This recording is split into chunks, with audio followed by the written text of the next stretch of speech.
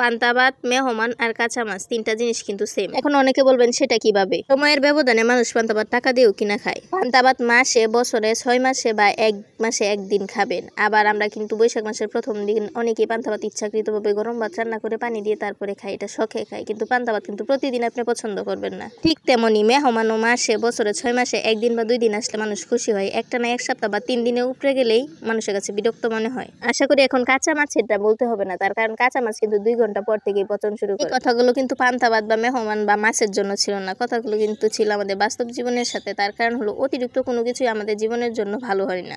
আমরা আমাদের জীবনে যাই করি না কেন সবকিছু ভেবে চিন্তে আস্তে ধীরে করা উচিত, যাতে করে অন্য কেউ বিরক্ত না হয়। আর অন্যর বিরক্তের কারণ হলে আপনি আপনার কাজে কখনোই সফলতা লাভ করতে পারবেন না। আমি আমার দিক দিয়া কখনো অন্যের বিরক্ত হব বা বিরক্ত করব এমন কোনো কিছু কখনো করার চেষ্টাও করি না। আল্লাহ যেন আর কখনো না করায়। আপনাদের সাথে কথা বলতে বলতে কিন্তু আমি ঠিকই পান্তা ভাত খাইছি। আজকে গরুর মাংস দিয়ে পান্তা ভাত খাইছিলাম। আমি, আমার ছোট বোন, আমার ভাইকে দিছিলাম। এটাও কিন্তু শখ করে খাইছিলাম। আর এই ভিডিওটা করব বিদায় আমি মূলত ভাবলাম যে আজকে পান্তা ভাত খাই আর পান্তা ভাতের ভিডিওটা বয়সটা এরকম ভাবে দিই, মনের মাঝে আগে আসছিল।